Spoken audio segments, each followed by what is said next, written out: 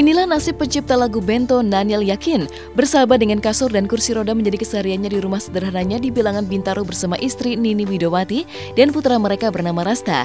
Kondisinya makin miris karena tahun 2011, Naniel menderita patah tulang kaki. Usianya yang sudah senja membuat keberaniannya untuk berjalan tanpa bantuan semakin sulit.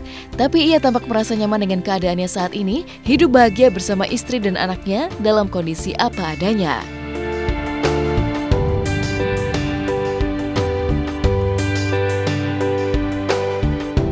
Kalau ngomong kabarnya seperti biasa, baik-baik aja lah. Apa patah tulang? Itu kenapa? Tahun berapa Pak? 7 bulan yang lalu. 7 bulan? Baru ini dong? Baru ya. Yang 7 bulan yang lalu di Surabaya ya. Di sini. Oh di sini. Jatuh dari kursi. Jatuh dari kursi? Ya alhamdulillah sih sudah. Enggak apa-apa ya. Cuman aku masih belum berani jalan. Terlalu ini juga. Masih nyeri-nyeri gitu. Pikun, seneng mandi, suka makan, suka minum yang teh yang di botol-botol tuh ya. Nah itu hobi sehari bisa berkali-kali dia belinya.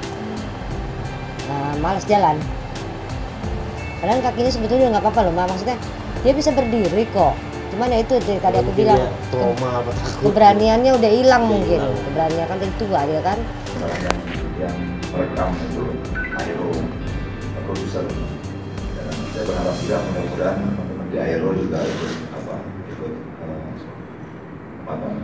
berusaha ikut menjawab persoalan ini, karena mungkin itu juga bisa terjadi sama saya, sama setiap orang.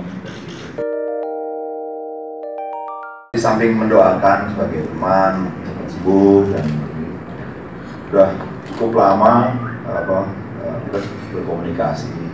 Ya namanya juga tahu sendiri kehidupan dunia musik gitu kan. agak apa ya, masih proses untuk menjadi ideal. Kita ada di tengah-tengah ini, tapi ya bukan berarti ini perlu besar. Ya, sebagai teman ya tentu sewajarnya lah teman. Jadi bahwa ada cerita itu, ya itulah kenyataannya seperti itu.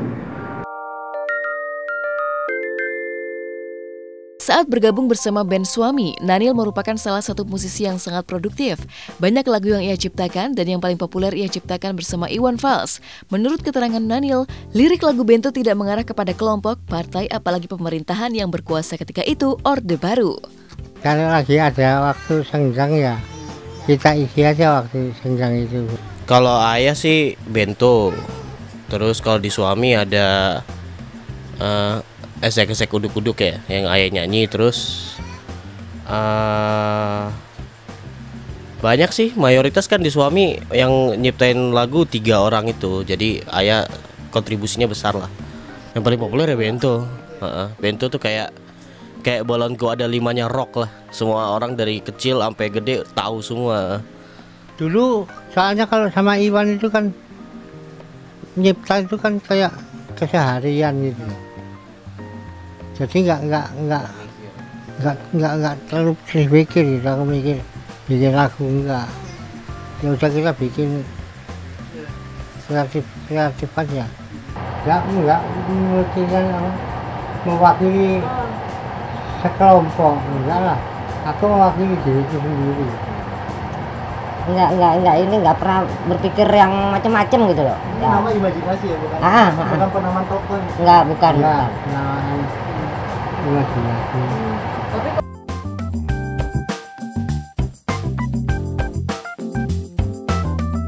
Tokoh Bento menurut Naniel hanyalah tokoh imajinasi, bukan tokoh politik atau penguasa dan keluarganya pada masa itu. Naniel yakin terbilang salah satu musisi yang hidupnya cukup ironis, kreatif mencipta lagu di masa muda, tapi hidup sederhana di masa tuanya. Padahal beberapa lagu karyanya pernah mendapat penghargaan bergengsi musik 200 lagu terbaik Indonesia sepanjang masa. Maraknya aksi pembajakan lagu membuat Naniel di masa tuanya ini tidak bisa memanen hasil kerja kerasnya di masa muda dulu. Itu kan Bento dari semua ini Rolling Stone. Tahun berapa? tahun 2011 kalau nggak salah. 2011. Dengan lagu yang apa? Kategorinya apa? Kategorinya 200 lagu terbaik pop terbaik Indonesia sepanjang masa. Itu bisa dilihat. 10 besarnya pertama bongkar, ke 10 Bento. Lupa ada royalti juga nggak sih? Atau hak kekayaan pencipta gitu untuk Ada dulu.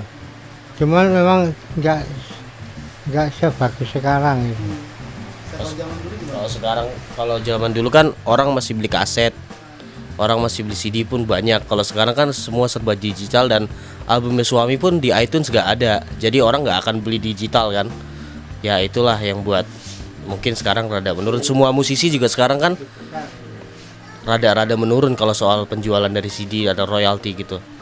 Ada lembaga yang ngurusin dan tiap tahun pun kita masih dapat walaupun nggak banyak. Jadi itu masih ada sumbangsi. Ada Tiap itu tahun. masih ada dari produser musik ya maksudnya, juga dari simpatisan lah ya.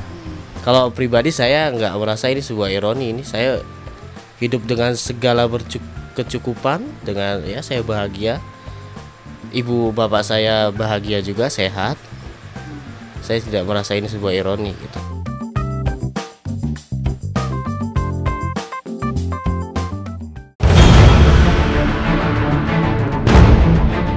Pernyataan Galih Ginanjar di media online yang menuding Fairuz Arafik, mantan istrinya, mempersulit dirinya untuk bertemu buah hatinya sangat disesalkan Fairuz. Pasalnya, menurut Fairuz, ia sama sekali tidak pernah mempersulit apalagi melarang Galih bertemu anaknya.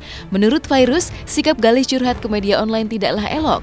Pasalnya, Fairuz sama sekali tidak memblok nomor teleponnya dan Galih bisa berbicara atau menanyakan apapun jika ia merasa ada masalah. Tapi hal itu tidak ia lakukan. Di sini saya menanggapi statementnya Gali bahwa itu nggak benar. Saya nggak pernah melarang Gali untuk ketemu sama anaknya, tapi Gali yang tidak pernah melihat anaknya. Kalau saya mempersulit itu kan berarti kayak misalkan saya blok telepon dia, saya blok WhatsApp dia, BBM atau segala macam.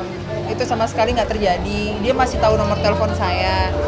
Yang saya kecewa, kenapa dia harus kayak sharing atau curhatnya melalui media online. Dia masih punya nomor telepon saya. Kalau memang ada masalah, kenapa tidak dibicarakan dengan baik-baik gitu.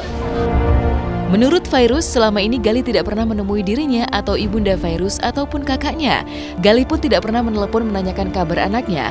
Bahkan ketika anaknya belum lama ini berulang tahun, Gali tidak mengucapkan selamat ulang tahun apalagi memberi kado. Sampai saat ini komunikasinya nggak ada sama sekali. Dia nggak pernah nanyain kabar anaknya juga nggak gitu. Terus kemarin anaknya ulang tahun juga dia nggak ngucapin. Nggak ada pertemuan sama sekali. Ya yang jelas di sini aku tidak pernah melarang Gali. 24 jam rumahku terbuka buat dia. Dia mau ketemu anaknya kapanpun itu selalu aku bilang silahkan datang ke rumah. Dia masih tahu rumah saya nggak pindah. Mempersulit itu saya pindah rumah, saya nggak kasih tahu alamat rumah.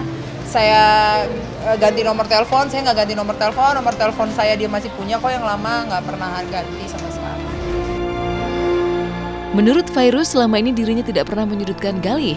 Fairuz justru mengaku merahasiakan keburukan Galih dari publik.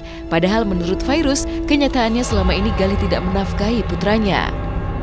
Nggak perlu lah saya ngomongin dia gitu kan, karena masalahnya dia kan ngomongnya ke media gitu kan. Saya nggak mau negor juga, takut jadi ribut. Saya menghindari keributan, takutnya saya emosional atau apa gitu kan. Di sini kan saya mencoba untuk sabar untuk anak saya. Tapi yang membuat saya, jujur saya saat ini coba untuk kuat. Di saat saya dengar berita itu, saya sedih, saya nangis itu pasti. Karena saya shock, kenapa kok dia bisa kayak gitu? Karena ya itu yang buat saya bingung, kenapa? Itu aja jawabannya, pertanyaan itu kenapa bisa kayak gitu? Karena saya nggak ada masalah sama dia nomor telepon saya masih punya, dia nggak pernah SMS saya. Hak asuh ada di tangan saya juga nggak menuntut apa-apa sama dia. Itu kan kesadaran dari diri sendiri gitu kan, gitu kesadaran dari diri sendiri aja, masalah menafkahi anak gitu kan, gitu loh. Toh walaupun sampai detik ini dari kemarin-kemarin sampai saat ini kan saya kerja keras buat anak saya sendiri, saya single mother saat ini, benar-benar saya single mother gitu loh. Jadi saya nikmatin aja udah, dan saya nggak minta sama dia kan, saya udah baik loh sama dia. Jadi janganlah kita ribut-ribut cuma gara-gara masalah yang nggak saya buat gitu loh. Kok ini dibuat, yang nggak ada dibuat, ini ada apa sih sebenarnya gitu loh. Selama ini saya masih baik, saya masih bilang Galih bantu, walaupun sebenarnya memang tidak membantu.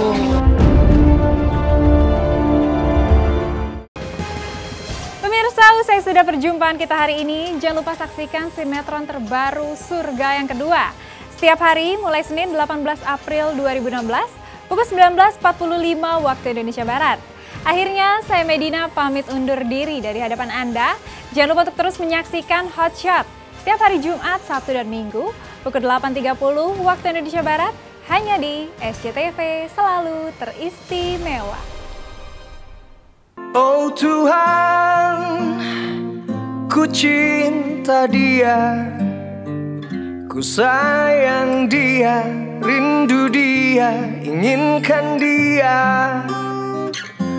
Utuhkanlah rasa cinta di hatiku, hanya padanya, untuk dia.